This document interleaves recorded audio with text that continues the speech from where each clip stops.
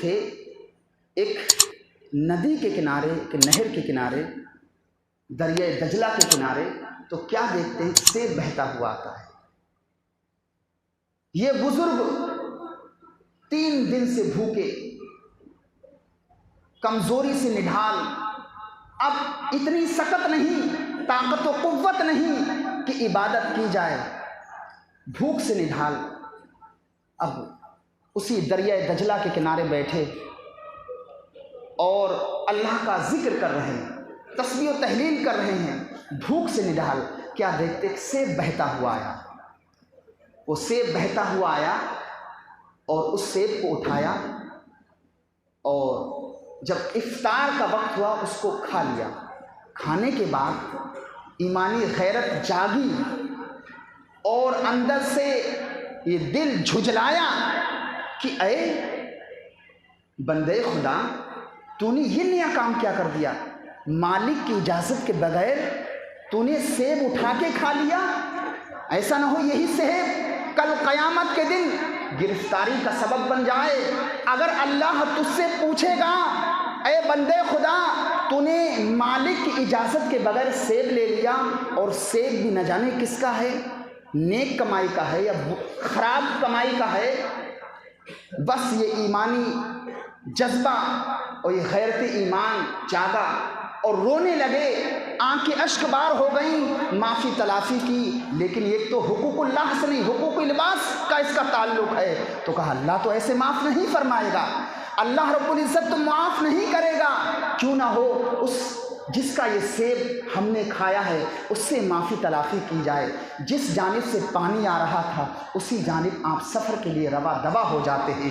وہ بندے خدا اللہ کا مقدس ولی راستہ طے کرتا ہے، 1-2 دن کا سفر کیا، سفر کرنے کے بعد کیا دیکھتا ہے کہ ایک عظیم الشان باغ ہے، اور وہ باغ کی کچھ پیڑ، کچھ ٹہنیاں جو ہے پانی کی سطح پر لٹکی ہوئی ہیں، اور اتفاق سے یہ کہ ہوا کا جھونکا آیا اور اس شخص کے سامنے، اس اللہ کی مقدس ولی کے سامنے ایک سیب پانی میں گر گیا۔ وہ سمجھ گئے ہو نہ ہو وہ سیب اسی پیڑ کا ہوگا اور اسی درخت کا ہوگا۔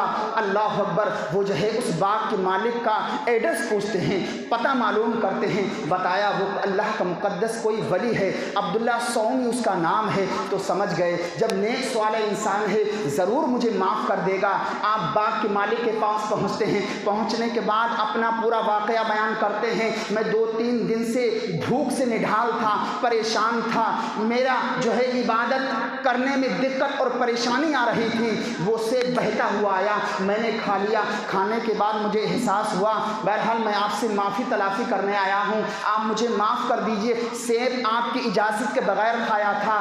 تو اس شخص نے جب یہ دیکھا، جب عبداللہ سومی نے یہ دیکھا، یہ کوئی عام بندہ نہیں بلکہ اللہ کا برگزیدہ بندہ ہے، جب تھوڑی تھوڑی باتوں پر خدا سے ڈرتا ہے ضرور کوئی نیک بندہ ہوگا، اللہ کا ولی ہوگا۔ آپ نے کہا میں تیرے سیب کی معافی، اپنے سیب کی معافی ایسے نہیں معاف کروں گا، بلکہ 10 سال تک میرے باغ کی دیکھ بھال کرنا ہوگی، آپ کو میرے باغ میں پانی لگانا ہوگا اور باغ کی سچائی کرنا ہوگی، جب جا کے میں سوچوں گا کہ میں اپنے سیب کی معافی تلافی کروں۔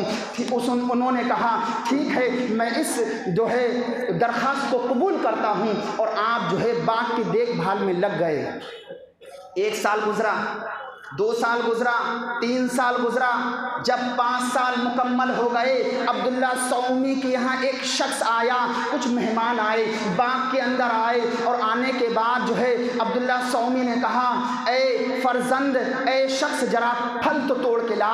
جب آپ پھل توڑ کے لائے اور دسترخوان پہ سجائے گئے، جب پھل کاٹتے اور کھاتے تو کوئی پھیکا نکلتا، کوئی سیٹھا نکلتا، کوئی جو ہے بد مزہ نکلتا۔ تو آپ جو مہمان تھے انہوں نے کہا یہ آپ کے یہاں نوکر کتنے دنوں سے کام کرتا ہے؟ کہا اسے 5 سال ہو گئے، اور 5 سالوں میں ان مہمانوں نے کہا اس کو یہ بھی نہیں پتا کس پیڑ کا پھل میٹھا ہوتا ہے اور کس درخت کا پھل پھیکا ہوتا ہے، بہرحال سارے پھل بیکار ہیں۔ تو عبداللہ سومی نے کہا بیٹا یہ بتاؤ تم جو ہو اتنے دن سے باغ کی دیکھ بھال کر رہے ہو، کیا تمہیں یہ نہیں پہچان کہ جو ہے کہ کون سے درخت کا پھل میٹھا ہے اور کون سے پیڑ کا پھل سیٹا اور پھیکا ہے؟ تو آپ نے کہا کہ آپ نے مجھے اس کام کے لیے نہیں لگایا بلکہ آپ نے باغ کی دیکھ بھال کے لیے لگایا ہے۔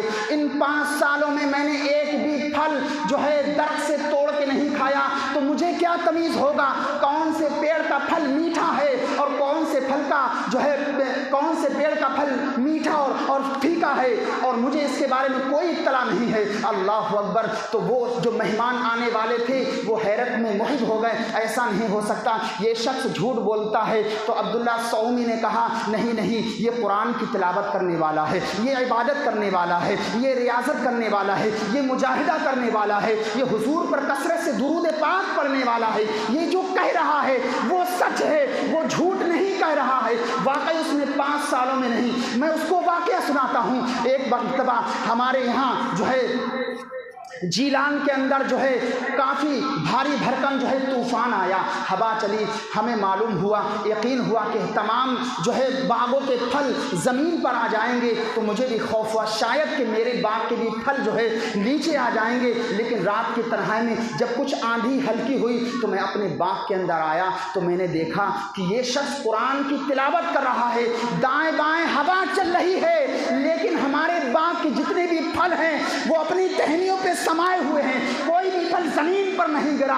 مجھے یقین ہو گیا کہ یہ کوئی عام بندہ نہیں ہے بلکہ اللہ کا مقدس ولی ہے، یہ اللہ کا نیک بندہ ہے، خدا سے ڈرنے والا ہے، ایک اللہ کی عبادت کرنے والا ہے، حضور سے سچی محبت کرنے والا ہے۔ مجھے یقین ہو گیا۔ یہ زمانہ گزرتا گیا، جب 10 سال مکمل ہو گئے تو پھر حضور جب جو ہے وہ اس اللہ کے ولی نے کہا کہ میرے 10 سال مکمل ہو گئے، اب مجھے آپ اجازت دو تاکہ میں اب یہاں سے جاؤں۔ تو کہا نہیں، 2 سال اور آپ کو باغ کی دیکھ بھال کرنا ہوگی۔ اللہ اکبر! المختصر مکمل 12 سال ہو گئے۔ 12 سال کے بعد اس اللہ کے نیک ولی نے کہا اب جو آپ نے مجھ سے شرط لگائی تھی وہ مکمل 12 سال ہو گئے، اب مجھے سیب کی جو غلطی ہے وہ معاف کر دیجیے، میں جاؤں؟ انہوں نے کہا نہیں۔ عبداللہ سومی نے کہا نہیں، ابھی ایک شرط اور ہے، میری ایک بیٹی ہے جس کے اندر 5 عیب ہیں۔ پہلا عیب یہ ہے کہ وہ آنکھوں سے اندھی ہے، دوسرا عیب یہ ہے وہ کانوں سے بہری ہے، تیسرا عیب یہ ہے وہ زبان سے گونگی ہے، اور چوتھا عیب یہ ہے کہ وہ ہاتھوں سے لنگی ہے، اور 5واں عیب یہ ہے کہ وہ پیروں سے لنگڑی ہے۔ اس کے اندر 5 عیب ہیں، آپ کو اس سے شادی کرنا ہوگی۔ جب آپ شادی کر لیں گے تب ہم سیب کی معافی تلافی کر دیں گے۔ آپ سوچنے پہ حیران ہو گئے، آخرکار ساری زندگی اس عورت کی خدمت ہی کرنا ہو گئی، ایسی اپاہج عورت سے میری زندگی کیسے پار ہوئی؟ لیکن ایک فکر ستائی، کیا کہ آخرت میں اللہ کو منہ کیا دکھائیں گے؟ اگر اللہ مجھ سے سوال کرے گا کہ تو نے مالک کی اجازت کے بغیر سیب کھا لیا تھا، جب معافی اور تلافی کا مطلب آیا تو نے صحیح سے اس کی خدمت نہ کری، اس کی بھرپائی نہیں کری، جا تو میری بارگاہ سے جا۔ آخرت کی فکر ستانے لگی، اس وجہ سے آپ نے وہ شرط بھی منظور کر لی۔ بہرحال بہرحال اسی شرط کے مطابق آپ کی شادی ہو جاتی ہے۔ شادی ہونے کے بعد جب آپ کو ایک مکان دے دیا جاتا ہے، آپ روم کے اندر داخل ہوتے ہیں، کیا دیکھتے ہیں؟ ایک عورت ہے جو حسن و جمال کا پیکر بنی ہوئی ہے، اس کے ہاتھ بھی سلامت ہیں، اس کی آنکھیں بھی سلامت ہیں، اس کی زبان بھی ٹھیک ہے، اس کے پیر بھی صحیح و سالم ہیں، ایک حسن و جمال کا پیکر بن کے جو ہے روم میں بیٹھی ہوئی ہے، نیک سیرت نیک صورت ہے۔ آپ گھبرائے اور سوچا شاید کہ ہم کسی دوسرے روم میں داخل ہو گئے، ہونا ہو وہ عورت نہیں ہے جو عبداللہ سومی نے اوصاف اور صفتیں بیان کی ہیں۔ آپ باہر نکلے تو آپ کا سر پھٹ گیا۔ اللہ اکبر! جب سر سے خون بہا اور عبداللہ سومی کے بارگاہ میں گئے، کہا آپ نے جو اوصاف بیان کیے تھے وہ عورت نہیں بلکہ کوئی اور عورت ہے، یہ تو حسن و جمال کا پیکر ہے، اس کے ہاتھ بھی سلامت ہیں، اس کے پیر بھی سلامت ہیں، اس کا پورا جسم سلامت ہے، آپ نے جو لڑکی بتائی تھی وہ تو یہ لڑکی نہیں ہے۔ تو وہ عبداللہ سومی کہتے ہیں اے بندے خدا سن، میں نے جو اپنی بچے کے 5 اوصاف بیان کیے تھے وہ اس وجہ سے تھے، اس لیے تھے کہ میں نے اپنی بیٹی کو نابینا اور اندھا اس لیے کہا تھا اس نے کبھی میری بیٹی نے نامحرم کو نہیں دیکھا، کسی اجنبی انسان کو ان آنکھوں سے نہیں دیکھا، اور ہاتھوں سے لنجا اس لیے کہا تھا، اس نے کسی بری چیز کو نہیں پکڑا، اور کانوں سے بہرا اس لیے کہا تھا، اس نے کسی بری بات کو نہیں سنا، غیبت اور چغلی کو نہیں سنتی تھی، اور پیروں سے لنگڑی اس لیے کہا تھا کہ ہماری بیٹی نے کبھی خلاف شرع قدم نہیں اٹھایا، کبھی برائی کی جانب قدم نہیں اٹھایا، اس وجہ سے میں نے اپنی بیٹی کی اوصاف بیان کیے۔ تو آپ کو معلوم ہے یہ بیٹی عبداللہ سومی کی ہیں، اور جو بزرگ ہے جس کی شادی ہوئی وہ کوئی اور نہیں ابو صالح موسیٰ جنگی دوست ہیں،